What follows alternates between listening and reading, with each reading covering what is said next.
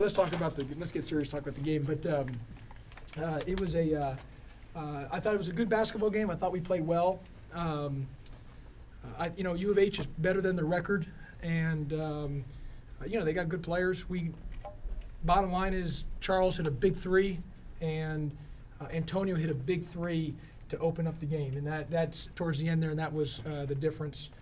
Charles Carmouche had some big-time offensive rebounds, second chances late. When Tark missed or he was able to get the ball back. I tell you, Joe Jackson, I got to give a lot of credit to Joe Jackson. First game, he didn't start all year long, did not pout, didn't sulk, and he had a great attitude and came in and contributed and hit a big-time shot in the second half when we were totally couldn't score. The zone slowed us down a little bit, in which we can't let it happen. We got to get the ball moving, and again, Chris Crawford hit a three. He was 1 for 6. I'm just telling you, Chris Crawford's such a good shooter.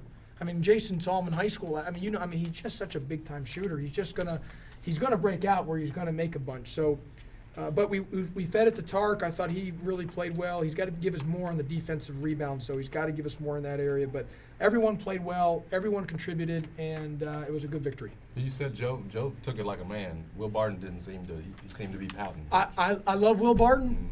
He's a really good basketball player, and he's helped us win games this year. There's no question, but I just didn't think Will played well today, and he didn't produce, so we didn't have time to. Had he done something beforehand to get, It was just one of those things where it wasn't, I just didn't feel that he was ready to go, and that's just it. And when Will Barton's locked in, Jason, he's really good.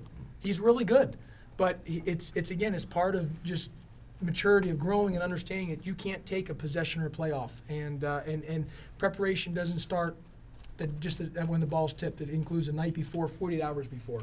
But again, I expect him to bounce back and be ready for Saturday.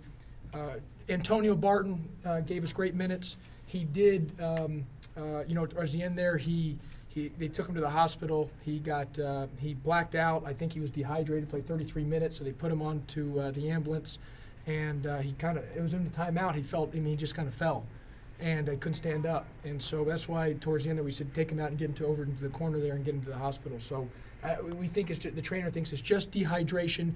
He at first thought maybe concussion, but it wasn't. He didn't get his head hit or anything. We just think it's dehydration, and he's at the hospital right now. He got taken there by the ambulance. How good was it to see Wesley diving for loose balls? I know he had some defensive slip-ups. Yeah, but I thought Wesley gave us some great effort, had some good energy. And you know what, Jason? He had his best practice of the year yesterday, both on energy and attitude, and he had a great shoot-around today, both on energy and attitude. And it just equaled into how his performance was today. But it seems like Charles Carmouche, when you need it, when you need it most, he comes up with it.